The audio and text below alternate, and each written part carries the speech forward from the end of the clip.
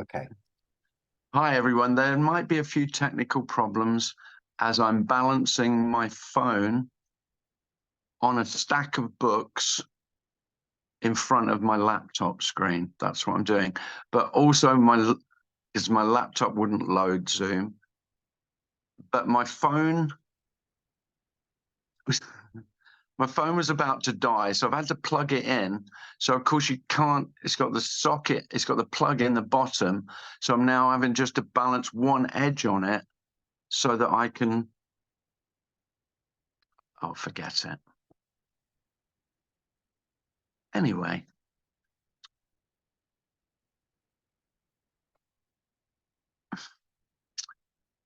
Nice to see you. Who's here? David, Aniko, Shafi, Susie. This is amusing for me to scroll. Ileana, Andrew, Marcus, Patricia, the wonderful Mr. Robinson. Sid's here. Sid's in the house. Jazz, Amanda, Mark, Sequoia, Nancy, Karen, Jill, Naomi, Chemo, Dan. Well, hello, everyone. We're doing something. Or not.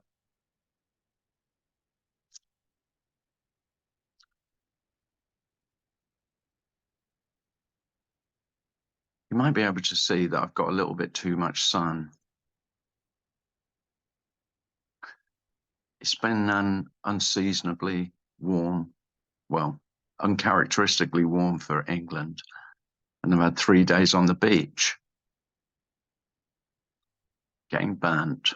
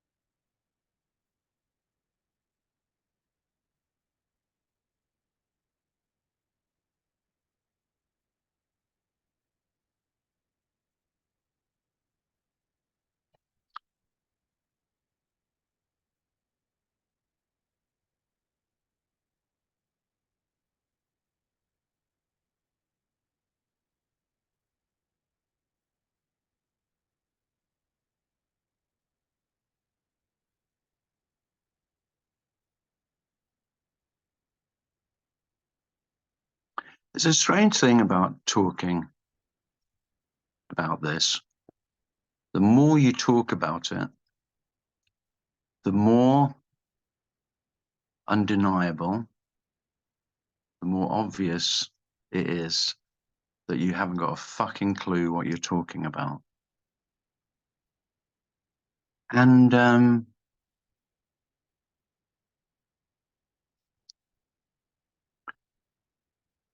maybe that's what the great masters meant when they said a deepening. I don't fucking know, but it could be, because the only thing that seems to have deepened is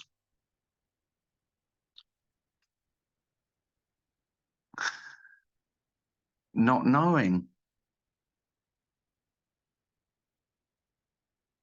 And maybe, oh, there's maybe another deepening. There could be a deepening in not doubting that there's not knowing, regardless of what's known. So it's exactly the opposite of what I always imagined what a deepening might be like, you know, that there would be more of something. Greater depth. Depth sounds like more knowing, not less. But it could be. But of course, not knowing doesn't really deepen either. So I just contradicted myself straight away. Wonderfully, It doesn't matter about contradicting yourself at all, because there is no possibility of the truth of any accurate statement about life. Well, there can be accurate statements about life, but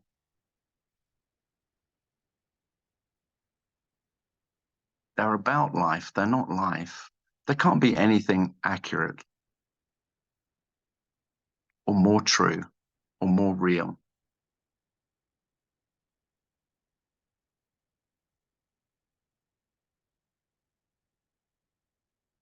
or more clear. I guess you're like me, that you were longing for clarity, and the clarity seemed like an answer.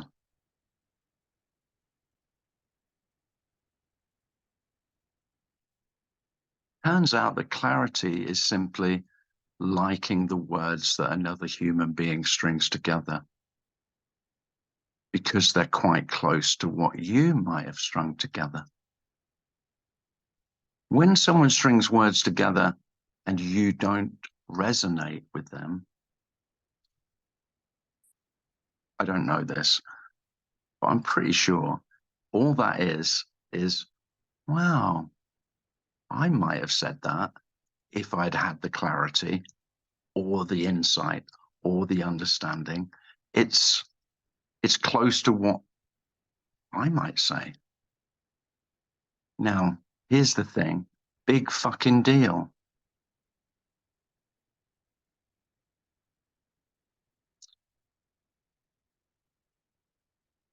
So I suffered under the delusion that there must be human beings who know much more about this than I do.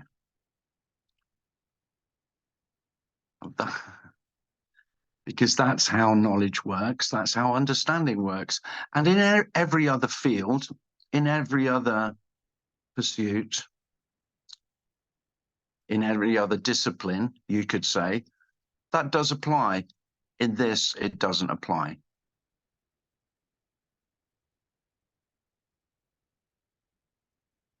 All knowledge is empty. All understanding is empty.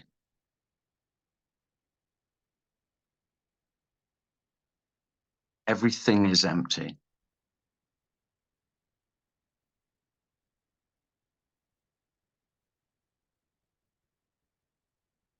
It's all worthless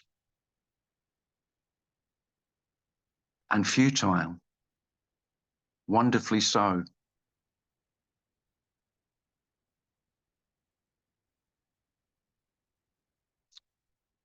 You may have already realized that all your studying, all your flitting from one speaker to another, all liking somebody one week and then gone off them a bit, they're a bit stale, feels a bit stale. But then you hear someone else and go, oh, that sounds fresh. Well, there is no stale. This is ever fresh.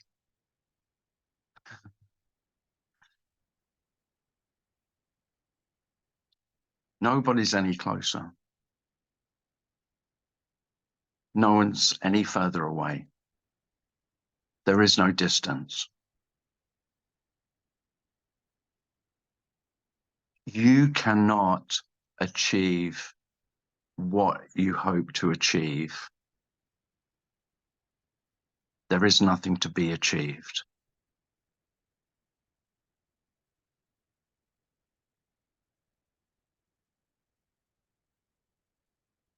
This is all there is.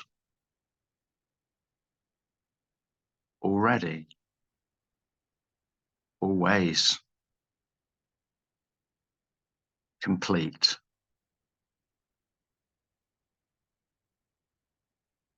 This is the end. This is the completion and the beginning.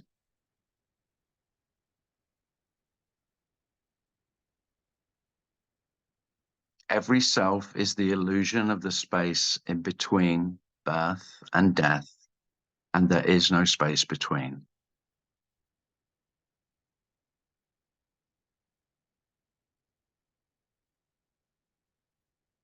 And you wonder why you can't find it. It doesn't exist. There is no space between where life exists, separate from birth and death. This is always being born and always passing away.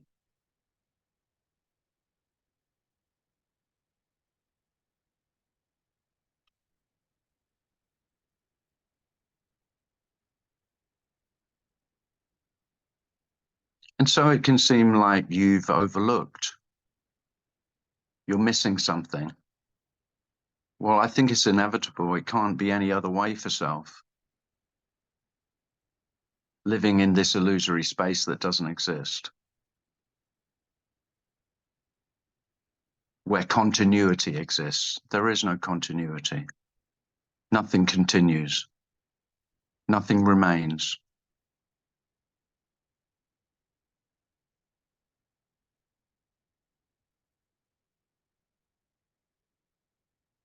And to self, it can be absolutely terrifying, truly groundless. There is nowhere for you to be without the illusion of this space where you live in time and space.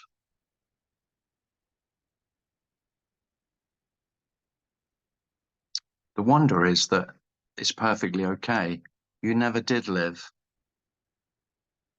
And the story remains exactly the same. And so all we have is our wonderful, empty stories. Beautiful, loving, terrible, awful, every shade in between of the stories of our lives. But there aren't our lives. There is just life, not separate from death.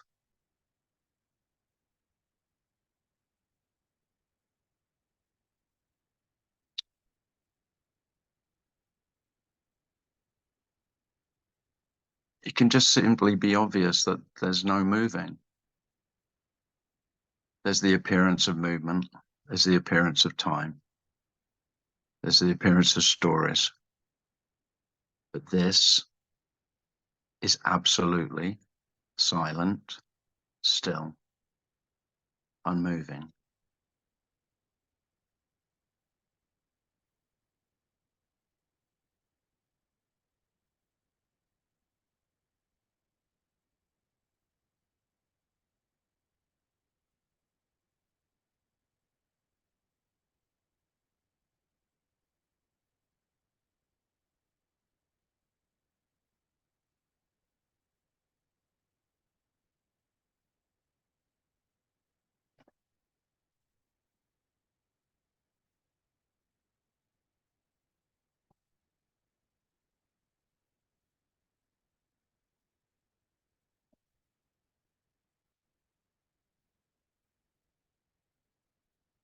Jazz has her hand up. I can see it.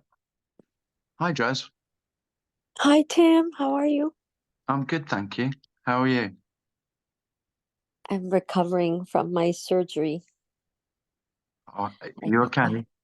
yeah, I had surgery last week, and Kate made me feel better about some stuff and said I'd be fine. And so I'm okay. But I just had some experiences with this surgery that I wanted to share with you. Okay. I don't know if it was the drugs or it was, Did you have some morphine? yeah, I sure did. Oh, that is some good shit, isn't it? Yeah, it was really good. But I woke up from the surgery and I just felt like I didn't have a head anymore. Like I just had a heart and guts, and life was so simple and so easy. I mean, decisions are very clear. You either walk towards what you're doing or you walk away. Like everything's like instinctive, Hmm. and like it felt like inwards and like from the heart. Um and like the thoughts were just like, oh my God, like computerized, like blah, blah, blah, blah, blah, like just like and it was like, wow, like, oh my God, like I have no attachment to these thoughts. They're really like, even though I've known this, but it was like just like this, like they're absolutely nothing, they're just so empty. Like, so it was really fun, it was it was really Yeah. cool. And then now, the drugs have worn off, and I bet you could get some morphine if you really wanted to. yeah, I want to go back to that non-dual, My experience of it was with appendicitis, and I'm not joking that when I came round and the nurse said you can adjust it as you want. If the pain's too much, you just well, she shouldn't have said that. Well, I you can were just up pressing it. that I all could just day. up it whenever I want it. And I do You were, think, I mean, there is a reason it was so popular. I mean, in Victorian times, it was very popular. I mean, yeah, you feel so good. Your You body do feel feels good. so, yeah. It was it Yeah, was it was amazing. Had so much energy. It was so amazing. But then the downfall, right? Reality right now. And you're but like, oh shit. but but of course, just because there's thoughts and there's a sense of, oh, they're real rather than they're empty and they don't mean anything. I mean, nothing has really changed. Yeah. I mean, that's what like I kind of wanted to just talk to you about, because the thoughts are back, but that seeing was so clear that I can never really um like I can't really take them seriously, obviously. Like this whole time it's just like taking thought less and less and less seriously. Like it's like Yeah. a progression. But this one was like, wow, like you really, like there is it was insane how clear it was that they were just these these patterns, these blah, blah, blah, blah, like it was just like completely nothing. But here I am, having the same thoughts, coming up, and I'm just like whatever about them now, more than ever. But they still have some weight. They still Yeah. they still have some weight. And then yesterday I was like, okay, fine, have some weight. I don't care anymore. I just don't even care if they're empty or they have weight. And No. I don't know what else to do, because well, there's nothing I can do. I mean, they're gonna have weight. Oh I don't yeah. know. I mean, don't you just? I mean, when you say, I mean, I fully understand what you mean when you say they have weight. But really, if I mean, thoughts have a weight, have a substance. I mean, there's nothing more illusory than that, is there? Yeah. So, I mean, but neuroscientists have some idea what a thought is, but I don't. If it, I mean, is thought existent? I'm not even sure of that. yeah, they're not. Like it was so clear that they were just like this, like it was hilarious. But they came from this, that's like they bubbled out of it, blah, blah, blah, blah, blah, like they're coming out of this, but they're not real. And I know that, and I've known that for like a year and a half now, but it was really clear that they're not real. But they seem to be, their weight has changed since the morphine has left. They're a little heavier, or I grab on or I'm bored, so I just be Yeah. honest. Like, I have nothing else to do sitting here recovering, that I'll play with the thought, and then I'm like, what the fuck am I doing? And then, so it's like this habit that's so strong that Yeah. it's like, I know it's bullshit, but it's like, and I honestly don't even know what I'm asking you or saying to you. I'm just kind of, Oh no, I don't think you're asking me anything. yeah, I'm just kind of describing what happened. And Yeah. I mean, I would love to see them as empty as I did, and kind of know, like, keep that insight, you know? But it didn't happen that way. But maybe it's just going to take more time for them to, Well, I don't know. I don't know. I mean, there's really nothing in. I think there's a trap. There's a trap here that you that when you're on the morphine, and it was very obvious that the thoughts were empty and weightless Yeah. and didn't have any substance. That's better than. Now, I understand that it's much more pleasurable and pleasant than the weight of thoughts, the Yeah. seriousness of thoughts. But really, there's no difference. I mean, there is a difference, but there's no difference in the difference. That all thoughts are empty, whether they feel substantial, whether they feel weighty, or whether they feel empty as hell. There's Yeah. I mean, that's what I just thought they're today. just thoughts. Yeah. It's what I thought today. I said, I don't give a fuck if they're heavy or not. I just don't, it doesn't fucking matter anymore. It's just, let them be fucking heavy, let them not be. Like, there's it is, they're not, so it's, I just, what bugs me is the feeling behind the heaviness of a thought. Oh yeah, yeah. Because if they're heavy and they're taken seriously, then there's usually an associated feeling with that. So do you ever have a thought that's heavy now? Oh yeah, Yeah, so it's just, it is what it is. It might happen, it might not. right. So I you mean, can't get out of it. You can't get out of it. It is, right. Well, where would you be if you got out of thought? Well, for a start, there's no one to get out of thought or to get into thought. Thoughts are just appearances; they just happen or not. yeah, And yeah, how they happen, I mean, no one knows. The only thing I don't doubt, I just don't doubt that no one has thoughts. Thoughts appear.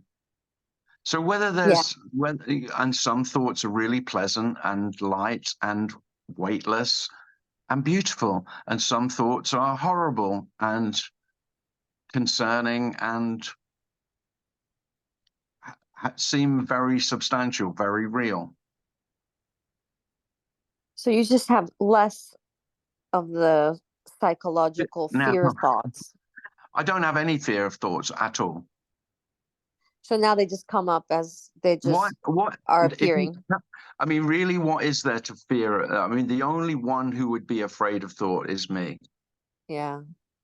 I mean, what is there to fear about a thought? A thought is we don't even know what a thought is. It's just a thought, and I mean, I don't even know the duration of a thought. I'm sure again a neuroscientist could tell me how long in relative time a thought lasts. And I guess the thoughts that really cause pain and suffering are those repetitive thoughts, the thoughts that just keep looping round and round. But they don't, Yeah. I mean, they don't mean anything, but they do to me. So self takes thought very seriously, Yeah. indeed. Yeah. There's a But couple loop but it but stories. you but that experience could easily stay with you. That well, Gonna maybe go life back and get maybe life more. is more real. Maybe life is more real on morphine. Yeah, I go it's back. probably not, but yeah, but it's lighter. Yeah, it was great, but it's something I can never unsee. You know, that I was like it that you said your head, yeah, that you didn't have a head. I mean, that's very what's his name? Douglas Harding. yeah, it Headless was one. like it Headless was one. yeah, the headless it was there was no head and it was just instinctive and from the heart and very clear and simple and easy and there's Hmm. no decisions to make and there's no contemplation and there's just No, this all the time and it was no. like oh god what a break you know I mean, yeah, and I mean, really, I don't know. Thoughts they don't mean anything. yeah yeah that's how we're living anyways but the thoughts make it seem like we're living from the mind but we're not we really are living from which I'm still confused about this whole heart and instinct. It's because I can't find it, but it's No, there. well, I just think, well, I never speak about heart and mind because I mean, there's two thoughts. Yeah, yeah. It's like you can't. No more than that. There's no way there is mind and there's no way there is heart. And I mean, what a false dichotomy that is to But some teachers speak about like. to dissect life into mind and heart. I've never heard such shit in all my life, really. So what do you call what do you call this? Like, do you say the body, or do you say like how? What do you feel is living? Like, do you feel like it's like the body, the heart? Well, obviously not the heart. That's not your thing. Well, I don't think it's either of those. I mean, they're beautiful human ideas, but I mean, they're just ideas. Yeah, They're yeah, trying to make sense of this, which is an absolute mystery. yeah. Yeah, I mean, I And can't say, the wonder is you don't. There's no need to make any sense of it at all. So what thought says is, well, if I don't make sense of it, I'll be fucked. I won't be able to function. I won't be able to manage. I won't be able to feed myself, let alone my kids. All this self has this such a fear of, and thought is what self hangs on to as essential. But thought is totally natural. So what would I say? Well, I'd just say nature or being or life. I yeah, don't mind about the words, but there isn't nature or life or being. They're just, again, just attempts to say what can't be spoken, what actually is, what's going on here. yeah, What is it that's doing? Well, there isn't anything doing. yeah, yeah. I understand. Yeah. Like I calling it the heart and instinct because, you feel like it's inwards. You feel like it's like somehow Yeah, like here, but I don't know, like I'm putting in like a label on something yeah. just to talk, like, cause I wouldn't be able to say it, so yeah, No, I know but what I you're mean, saying. don't, all I would say is don't concern yourself with what it is because that's just, there isn't a satisfactory answer. Yeah. Yeah. Yeah. Thank you so much, Tim. I Oh, guess I you're just welcome. wanted to share my morphine story. Oh, no. Well, all the best. Hope you recover. Well, Thank you so much. thanks. Mark has his hand up. Mark. Hello, Tim. Hi, Mark. Hi. Um, mm,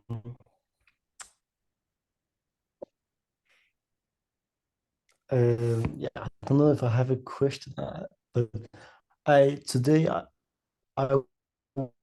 was I saw a therapist today. Just I don't know, just see what that was like. but I could give some relief for it if you have sort of very very negative, repetitive emotions or feelings or like sort of yeah, and seeing that isn't wrong or anything, but in terms of what you're talking about, it seems like yeah, completely nothing to do with that at all, or not. There's no connection with that. With the feelings, you mean? Yeah, I mean, just with therapy, that it's not. I don't know what to put it, but like I could see that I could go to therapy and it could give me some relief maybe or in some way, but Yeah. I mean, with the therapist, I would always be talking about the emotions only, and where did they come from and what caused it, and I think I could also tell that I was just making up the reasons for it. Like I didn't really know, and I also said No. to the therapist that I Well, didn't know, but no. Well, I remember my time in therapy as well as being a therapist. And on both occasions, I was just making stuff up most of the time. mm, So as a client, mm, I did exactly what you've just described was, so I would say what feelings I had that I didn't want. And the therapist says, and so why do you think you feel this way? And where do you think these feelings have mm, come from? And I would, now I'm not saying I'm making it up completely, but I would just have to weave a story that sounded plausible. And yeah, but of course I didn't know. Mostly when feelings, really powerful feelings, especially depressive feelings, or anxious feelings come up, often you have no idea. They come literally out of the blue. They just fall from the mm, sky.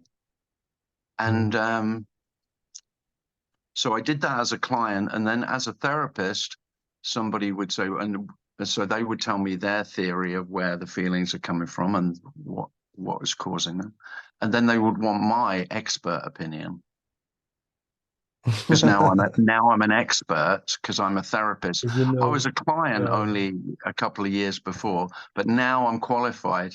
Not a couple of years, but you know what I mean. So now I'm the expert, and so the client wants to know because what I say is going to be better than my story of why you're ill or you feel shit about yourself is going to be better than yours because I'm in the qualified seat.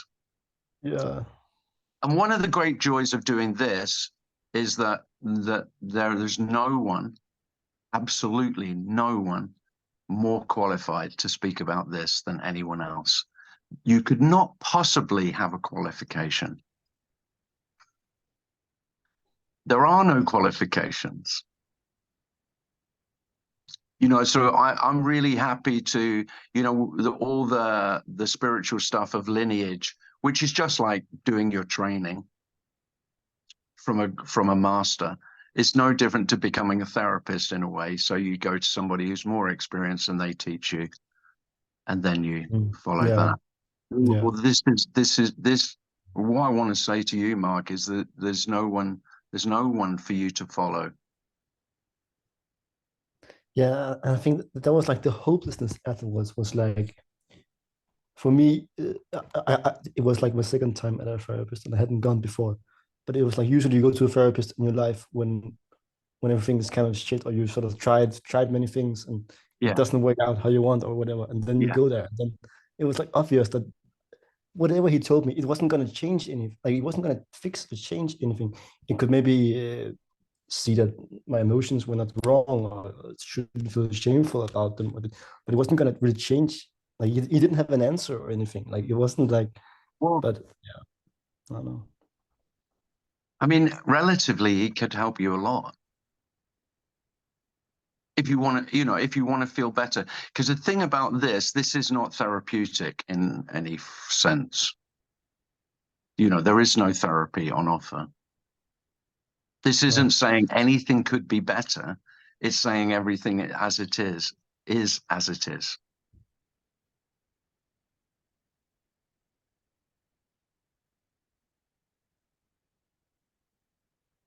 And so some people misinterpret that so it's heard that, oh, so everything's perfect, even though it's dreadful.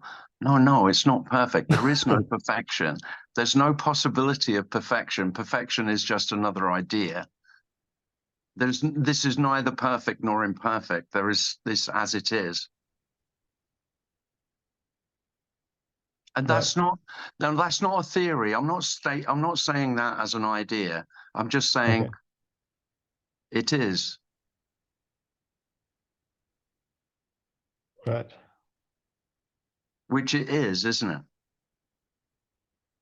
it? Yeah, I guess. But I don't know what you mean when you say that. When you say, Well, I'm just okay.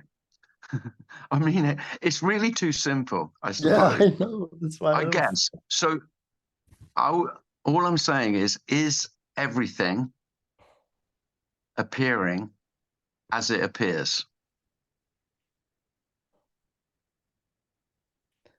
Yeah, and so what? And yeah, I Oh, mean, no, yeah. really? Oh, it's a massive so what. No, the so what is like it screams so what. No, it's so what completely. This whole message, whatever you want to call this, it is so what. There isn't anything in it at all, nothing.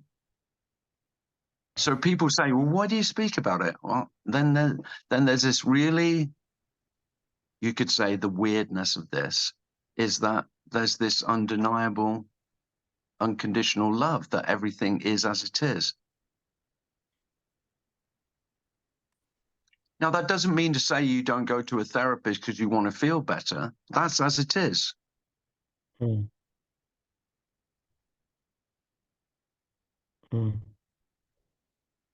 There's nothing wrong with feeling, but equally, there's nothing wrong with feeling absolutely shit, Mark. So the problem we have as selves is we think happiness is the goal. We think happiness is the success. It's bullshit. It's the biggest lie. And I think it's not the root of all suffering, but it is a root of a lot of suffering, that what are completely natural emotions and feelings of sadness, despair, melancholy, anxiety, loss, grief, which completely natural, all of them are made to be wrong by this demand that happiness is success. I am not speaking about happiness.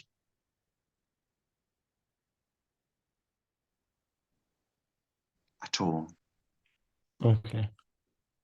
Because I'm I guess I I'm also speaking about that everything is as it is, Mark. So if you're depressed, or Well, you're not depressed, but yeah, there's depressed the feelings, yeah, the feelings of depression. The biggest problem that most human beings have with depression is I am depressed. yeah, Not there's such depression. a weight to Not that word. depression.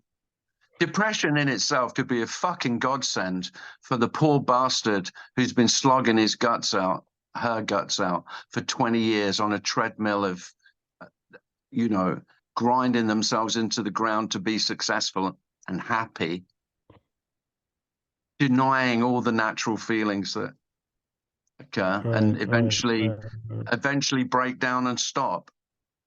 And there's no problem with stopping. So society has a problem with stopping. Your family have a problem with stopping. Your friends have a problem with stopping. But there is no problem with stopping. Fucking stopping's great. Just stop. Fucking stare out of the window for 3 months. There is nothing to be done. There's, you know, it's like, yeah, but you know, it will all fall apart. No, nothing will fall apart. There is nothing to fall apart.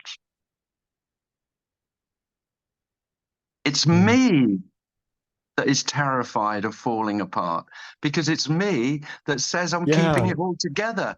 You're keeping fuck all together, Mark. You've never kept anything together. You are the complete illusion that you've kept your shit together.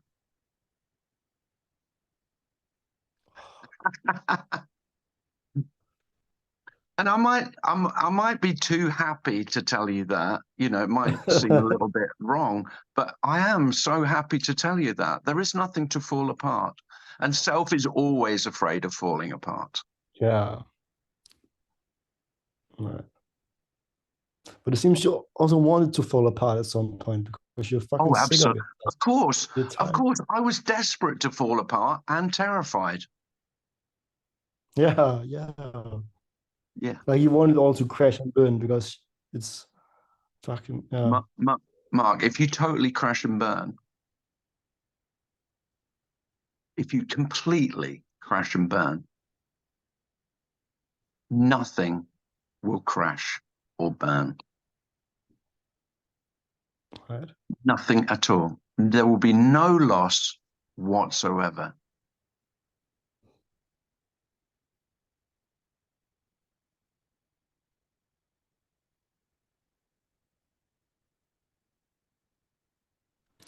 All right. I'm gonna let Andrew ask his question. I've had Okay. enough. All right, take care, Mark. Andrew. Yeah, hi. I've got a short question. Mhm. I can add a backstory, but I don't think I need to. So the question is, you know, some people might have a shift or something, Mhm. and then they say, "Oh, everything's still the same, but also everything's totally different." Right. What are they talking about? What the fuck are they talking about, Andrew? I don't know, mate. I'm asking Well, you. I should know because I've said that, and I haven't got a clue. I haven't. I mean, I've said that numerous times because I mean, it's the one thing that most people want to know. So how is it different?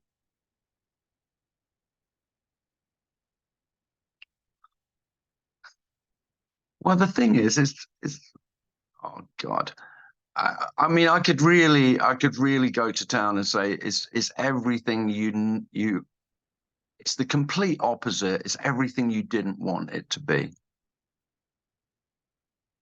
Terribly mundane.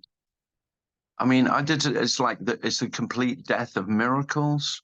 It's the complete death of spirituality. It's the complete death of heart and mind. It's the complete death of knowledge and understanding and wisdom. It's quite annihilating. And then there is just everything as it is. I think it's great because the seeking stops. The seeking stops. Yeah. And that's all you need, really. Well, the thing is, you don't need that. It's the fucking last thing you need, Andrew. All you are is the seeking. If you fucking stop seeking, that's it, mate. Right, that's the bit I don't understand. It's game over. Now, the game might appear still to carry on, but you're not in it. It's like, well, I don't know. Yeah, I could. You would think if you weren't in the game, you wouldn't be able to play. Now, here's the wonder. I mean, how miraculous is this? They could still be playing the game effortlessly, and you don't really. Even the most important things, like I don't know, like lovers and children. I mean, what else? What else matters? I've just picked the two things that matter most, and even there, it's all story, all of it. I'm not in love with anyone. There's no one in love with me. And then I say how much I love everybody. I mean, it's a funny old game when, but so I will say nothing changed and everything changed. The thing about changing, Andrew, everything does change. There is only change. Appearance just changes. There is only appearance. There isn't anything else. So the idea that you are that there is a constant. There is something that doesn't change, Andrew. That's Mm. me, isn't it? I'm the constant. Mm. I am is that doesn't change. Well, Okay. I want to say bollocks to that. It's not you. It never was you. It was never about you. And that's the only thing that really gives substance to this constancy that doesn't change. There is nothing that doesn't change. Now, so you won't get to know nothing. You know, I say emptiness a lot. All I mean is you won't know what it is that doesn't change. Whereas I am the illusion that I do know because it's me.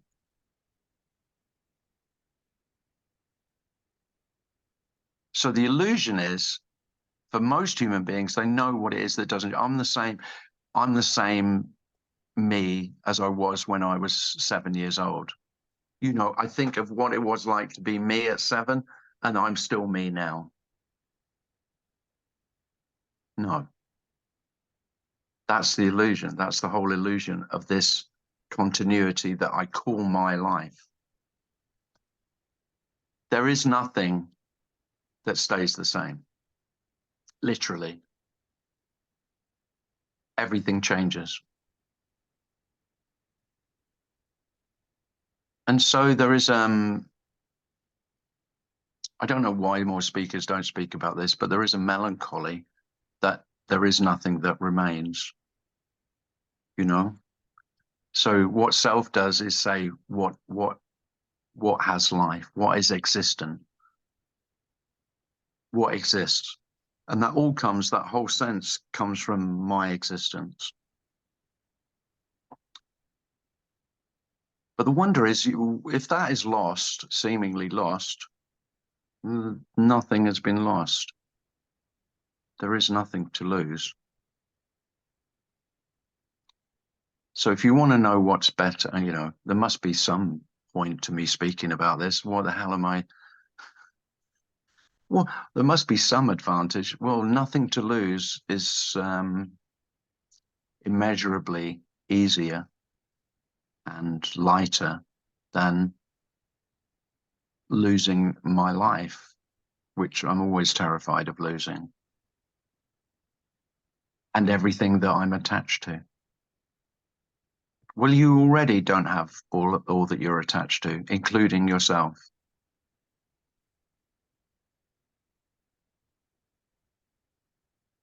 Yeah, that's the thing. Somebody said yesterday, it was Era on non-duality. She said, "There's no one to get it, whatever." And I just heard it differently yesterday. I felt like a belief kind of dropped and the seeking dropped. But there's absolutely no change apart from I'm not.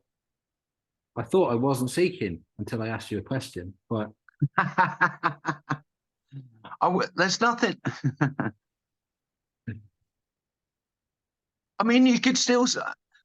I do know. I'm pretty sure there are human beings without a real concrete sense of self who still enjoy seeking just for the fucking sheer hell of it. They just love it. I mean, it is a powerful addiction, and you can do it just for fun. But of course, for me, it was never fun for me. It was torturous for me because I was desperate. I think if self isn't desperate and it's just for pleasure, I do meet quite a few people who just seem to enjoy it. It can be fun, and you can meet some great people. I've enjoyed the meeting. I didn't feel any seeking until somebody said to me, "Oh, it's also totally different." I was like, "What the hell does that mean?" Yeah. Yeah. Well, I was see fine what. until they said that. Yeah, Sorry. when I say totally different, I just I mean exactly the same. There you go. That's what you're getting from me today. That's a That's better answer. That's what I want. Thank you. exactly the same. Yeah. Cheers, Tim. That's- There is a great ease in not trying to get anywhere, Andrew. I think that is it. That's it, really. You know, if that energy, which we call ourselves, that seeking energy, that motivation to try and heal and become whole and complete, you know, to be good enough to, and ultimately, if you come to this, then to die. I mean, there isn't anything to die. It's a disappointment. Do you fancy that? Well, I've been building up to that, you know. Been building up to disappointment. No, like I've you know had shocks and oh wow, there's no me in it along the way. It's not like a surprise that it will be disappointing. No. Oh yeah, I'm glad you're prepared.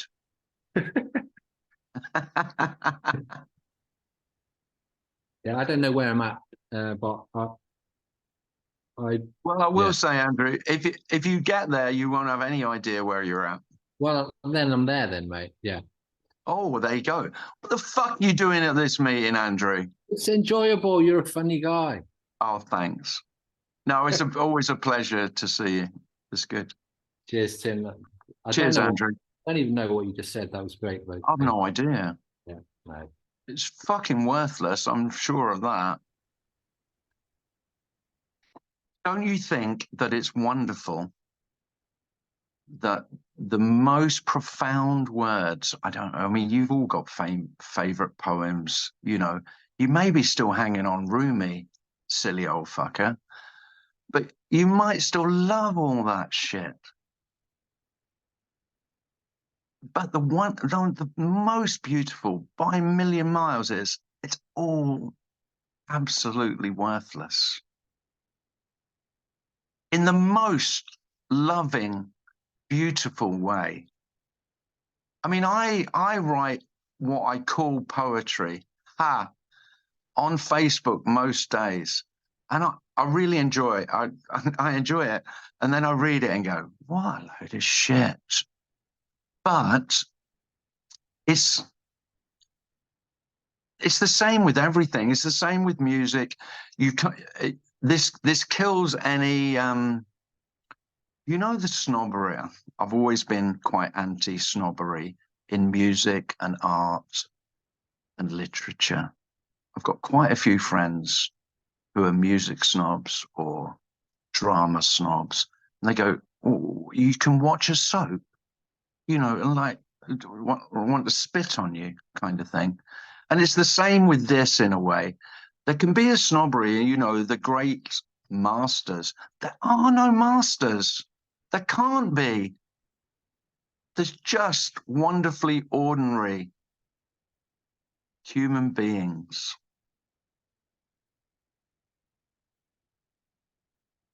And the human beings are no more important, more significant than the rest of being. There actually isn't the rest of being. There is only the being, all being. Absolute equality. That's unconditional love. There is no higher or lower. You know, this obsession we have with thought being superior. I mean, we're so fucked up by that. You know, sentient beings, you know, that we'll give them some credit because they're sentient, almost as good as we are. Of course, they're not, but almost. This grandiosity that human beings have, which is, I mean, it's kind of beautiful and it's pathetic. We're just mammals.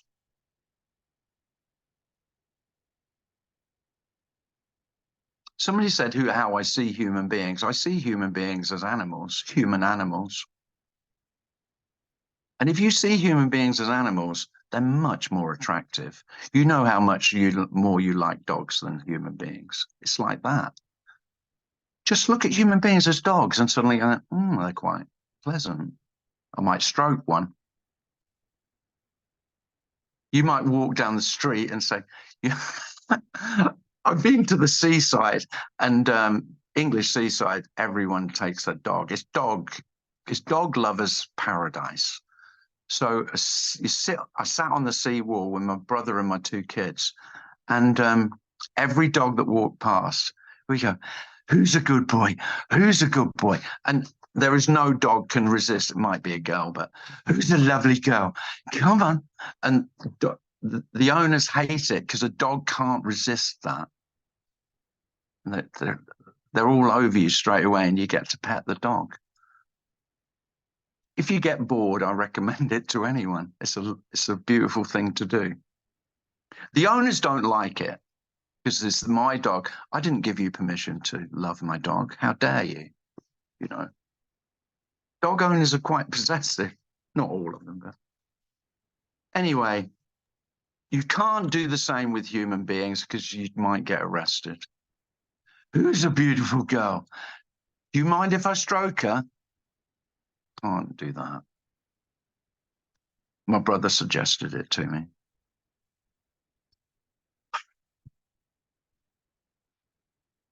How are we doing for time, Darren? Well, it's 5 past. Karen has her hand up.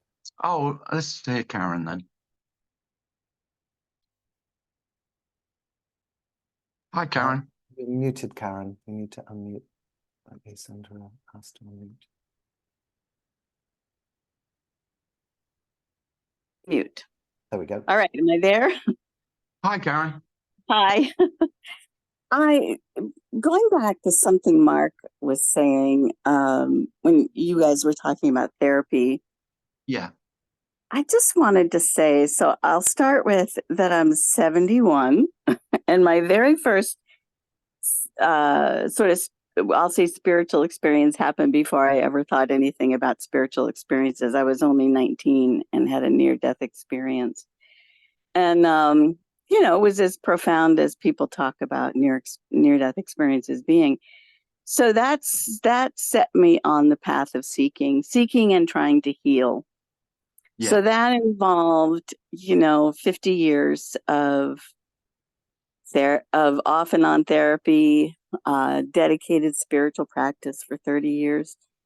And when the sense of that, I really wish, this is something I cannot find words for, but maybe you'll understand. When before I knew that it was all going to fall away, it was like I was trying to hold on to it. There was still this idea of that healing was possible or seeking would find something. And then one day, as though I crashed into a brick wall, we'll call it an energetic or invisible brick wall. It just happened. And I stopped. And I would never say to anybody, stop in advance of this moment. Because now when I look back at it, I can say, it was happening on its own. And I couldn't do anything about it to accelerate it or to slow it down. I don't know how to put this into words, but No. It's not a knowing that you have to stop. It's a I can't not stop. I have to. I'm not even I have to. Stopping happened. And I want to say for those who are sort of terrified of this moment, because you said, Tim, just sit and stare out the window for 3 months. Well, I have to say, honestly, my life did fall apart. I mean, everything fell apart. I left my marriage. It was the end of the pandemic. I had no place to go. And I somehow managed to end up in the Northwest coast of Northern California, sitting on the most beautiful place you could imagine and just staring out at the sea for 8 months. And so, I just got to reflect on, I hit this wall and I couldn't do any of it anymore. Therapy, spirituality, seeking thoughts, nothing. They all fell away in a sense. But when they started to come back, and this was my way of, I don't know what, I know what I'm trying to say here, but in hindsight now, I can say this was happening all along. This inevitable outcome was happening all along. I just couldn't see it until I could look back on it. Looking back on it, I could see that I wanted to stop seeking 20 years ago, and I couldn't. I wanted to stop seeking 10 years ago, and I couldn't. 5 years ago, and I couldn't. And finally, when the moment happened, it wasn't a choice. It just stopped. Am I making any sense? Yeah. And so when I look at or I listen to a lot of people wanting to do something with this message, I really get it that you can't really do anything with the message. But if this makes sense, it's doing you anyway. Something's doing it. I don't know what's doing it. There's Something, nothing. yeah, and it's just doing, it's just happening. I don't mean like this Well, the moment, how thing you is guys that- all, go ahead. Yeah. Well, the thing is, I mean, this is self has such an issue with this, because if I'm not doing me, well, some fucking thing must be doing it. You know, so this is the whole issue. I have to be replaced. There can't just be a void, a total vacuum of empty nothingness. What the fuck am I going to do with that? I mean, there's no comfort in that. Nothing is not a comfort. It's nothing. But that's why And so that self has to, nearly every self would, if it can, it replaces itself with something else that's doing, that is the source of doing, or the source of thought, or the source of being. So it's being, or awareness, or consciousness, or Yeah. God. I don't really mind as long as it's something doing, but it can't be nothing. What then? I get it because I don't speak for me. It's like me, Sorry, I can't hear you, Karen. well, so like me, can you hear me now? Yes, yeah. Okay, so the idea of a me, oh, I hate words, is the total resistance of letting there be nothing doing it. Like it's just a re-identifying with a higher self or Absolutely, yeah. and but I just, to me, to me, finally there's this something of saying, oh, it was happening all along. And for people who say to me, oh, I listened to this message, I send videos to friends and stuff, which is sometimes great and sometimes not. And they're like, what the fuck? How can you live with this message? And I'm like, well, it's looking back, and even that doesn't feel real, but looking back, all I can say is if this is shit, this words are hard. How do you do this, Tim? If this is going to happen, it's going to happen. It was going to happen. It was just I mean, there. I would never say that. I know because it's so hard to put it into words. But I know people want to Because, make it. of course, no, this isn't going to happen. Yeah, people want to make it happen, and I just go, no. No. I mean, here's the thing: nothing ever happened. Right. Nothing will ever happen. There is only what's happening. And what's happening is only what appears to be happening. What's happening isn't happening.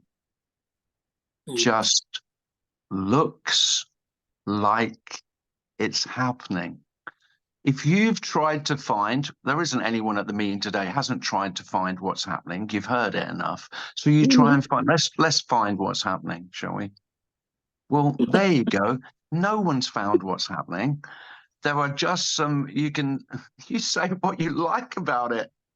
And of course, if you have a thought about what's happening, that's always already happened, Right. which I love. The only thing we have to pin down what's happening is a thought about it. And a thought about what's happening is always about what has seemed to have already happened. Yes. The thought is already dead. Mm. I mean, it's alive as an appearance, as a thought, but it's not referring to what's happening ever. So, and by, of course, thought is as close as we could ever get. So, so thought's redundant in this, as I said earlier. I mean, it's just so you can think what you want. It won't help. Right. This doesn't. The thing about, I mean, life doesn't require you. I mean, isn't it tragic? This is the most tragic story of the time. That you are less than redundant. Mm-hmm. You're completely. You're totally superfluous to requirements. You're just not required in any form. I mean, a human being is fine without a self. Isn't it wonderful? It's amazing. You It's never, amazing. I mean, just, yes, so self is completely illusory. Well, like you've talked a few times about seeking the idea of oneness, you know, wholeness, oneness. For me, it was this like higher self, as in expansive, ever, Yeah. you know, yeah. That's And all. That's always. Well, I mean, that's still as popular as ever. yeah, and mean, but to let, I don't know what the right words are, to let it die feels awful. You used a word today. I don't know what, I don't remember because it wasn't depression, but you know, to allow oneself to come to the futility can be full of despair. You and I've talked about this in a private session. oh, absolutely. I mean, Oh my God. I But mean, at the same time, there's ah, I'll just call it a relief. Like, you know, just stop. Like, but still, it's not yourself making it stop. It's this end that seems to happen. And I don't know how else to say it, but I wanted to share that today oh, that's because lovely. Thanks, Karen. And I like the word relief because what we're speaking of, there is nothing in it for you. Absolutely right, not. But right. for the human being, for a human being who has been terrorized and burdened and weighed down with this dreadful sense of responsibility that is me, there is great relief. Yes. Not for you. There is no relief for you. There is relief for a human being. Mm-hmm. It's simple as that, really. Right. That's true. And I can't imagine ever having thought of coming to this on my own. I would not have listened. In fact, the spiritual teaching I did for 30 years came into my life at the exact same time Tony Parsons' Open Secret came into my life. And I threw his book as far as I could go and did this other spiritual teaching, which was a whole process and was all about, you know, attaining and, you know, an awareness of our highest thoughts and all this kind of stuff. And Yeah. I laugh at that now. I look at that and go, this was here 30 years ago. This came into my life 30 years ago. But meaning Tony's book. But Yeah. That extra 30 years of seeking or whatever we want to call it apparently had to happen because it did. So I can't say I regret that anymore. I did for a while. But it's almost like whatever it is taking is what it's taking. And that's part of the what's happening for me is the looking back and going, everything got me here to this relief. Yeah. And Yeah. none of it ever happened. Yes, thank you. Thank you. Good reminder. You're, Thank you're you. welcome. Thanks, Karen. Okay, thank you, Well, everybody. thank you. Well, thanks for coming, everyone. Gone on a bit long this evening. Thanks, Lovely to Tim. see you all. Cheers, Jim. Thank you. Cheers. Thank you. Bye-bye. Thanks. Take care. Thanks, you. Tim. Thank you, Tim. Bye. Bye.